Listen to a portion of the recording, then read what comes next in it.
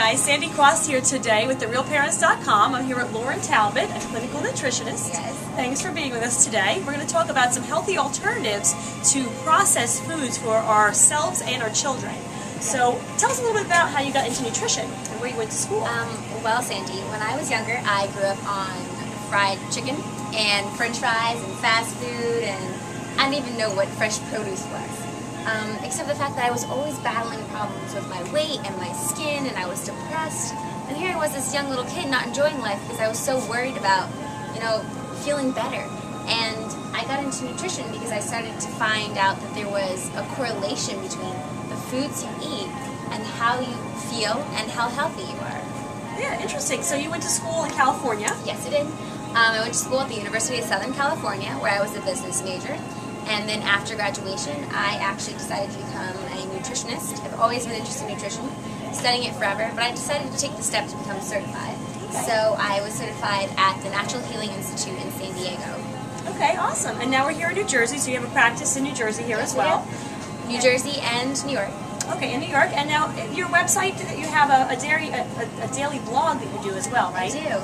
And I read about a lot of health myths and all about food, and it's called diaryofanutritionist.com. And then my other website is inpurebliss.com. So that's INPUREBLISS.com. So you guys can check it out.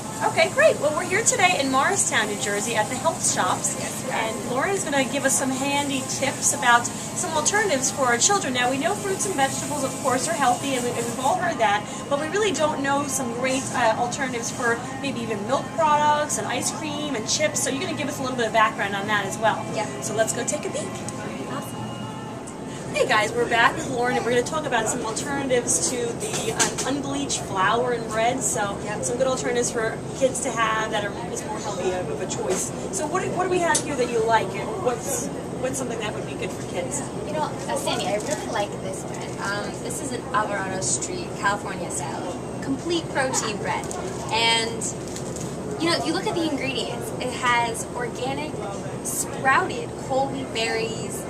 It's sweetened with a little bit of pure honey, and it's really a great product because it is soft. It's soft. It actually tastes good too. So if you toast this in your toaster oven or in the oven and put a little bit of organic butter on it, the kids will love it. And what's great about this, Sandy, is the fact that a lot of the average American today receives 19% of their caloric intake from white flour products. Wow. And all those flour products are bleached, which strips the grain of all of its nutrients. So you're left with a sugar, basically, that's then converted into and stored as fat. So this is a so much tastier and healthier alternative. Okay, great. So now we're going to move on. You talked about some different alternatives for cereal as well. We've got some smoothies going in the background. We'll get to that in just a few minutes. But let's go take a look at some of the alternatives for cookies. All right, awesome. Hey, whoever knew snacking could be so darn healthy? Lauren, tell us a little bit about these healthy snacks we got going on here. You know what? Everyone likes snacks. Some people like really crunchy things. These are some great alternatives to those really greasy chips or fries, or you really want to have this kind of stuff around the house. Now It doesn't stay around the house too long. It doesn't stay around the house, but it's such a better alternative. Like these chips are wheat corn chips. And you really want to look for a corn product. It's so much easier to digest, it's so much better for you. These only have blue corn and a little bit of oil and some sea salt. Pretty simple. They're pretty simple. These are baked, so they have less fat in them. They don't have all that fat in them. They don't taste as amazing, but if you just introduce your kids to these first and they never have these, well then they'll Okay. It's all a little salty and a little crispy. Exactly. What I like about these alternative snacks, quote unquote, is they always have cute artwork and neat artwork. I mean, this is Happy Herbert's Ancient Grains. I mean, look at this guy. He's hilarious. He's so cute. And Happy Herbert's great. I think he donates some of the money to different foundations. Oh, okay. But these pretzels are so delicious that you won't keep them on hand for very long. But they're just such more wholesome ingredients that even though you're spending a little bit more, you're saving money on the bills that when you don't have to go to the doctor's office. Right. Now, I know everyone loves cookies, and I just want to mention some of these. I love cookies. Who doesn't love cookies? Hashi makes some great cookies. They have rolled grains and like whole grains. This is so awesome versus that bleached flour and all that gross sugar that you don't want in your diet. And you always feel so darn guilty when you're eating that gross stuff. So, I mean, this is not a health food, but it's so much better for you than it's a healthier food. And that's really what we're trying to go for here. It's like small, baby steps. Okay, Lauren, you said there's some great alternatives for breakfast for kids, and we talked about some smoothies. So what are some, what is a smoothie, and what's some good recipes so parents could make a quick shake for their kids in the morning? You know, a really easy recipe would just be to freeze some ripe bananas and then toss them in your blender with a little bit of fresh strawberries. And there you have a really easy smoothie recipe. Okay, so you don't need to add any milk or anything to it, just frozen fruit, I guess. Yeah. Ultimately, bananas, good. And bananas are really sweet, especially when they're ripe. You want to get them when they're ripe. That's when it's really important, because the other ones can be hard to digest. And ripe bananas are really, really sweet, so you don't need any added sugar.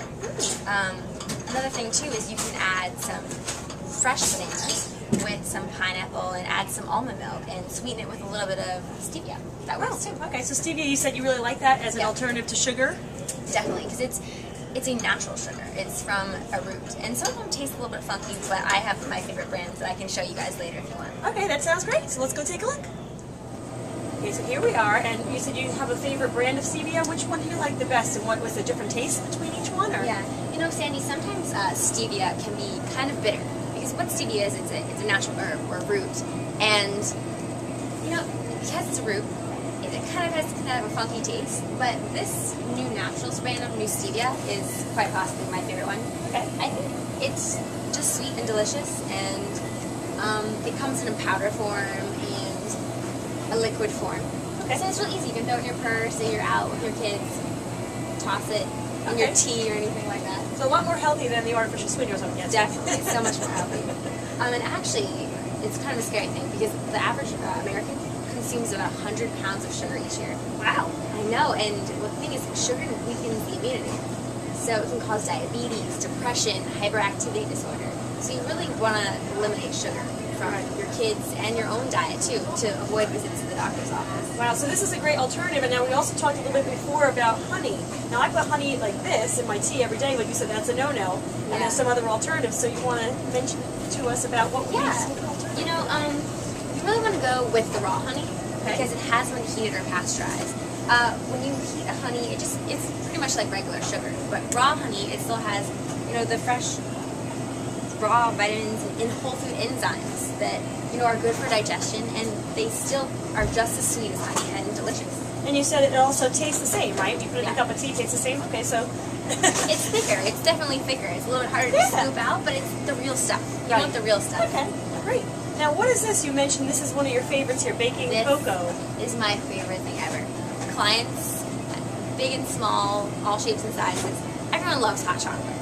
And really, when you look at hot chocolate packets, it's a lot of preservatives, and it's just a bunch of powder stuff, like ingredients you can't even pronounce. Right. But if you buy some unsweetened cocoa, any kind will do.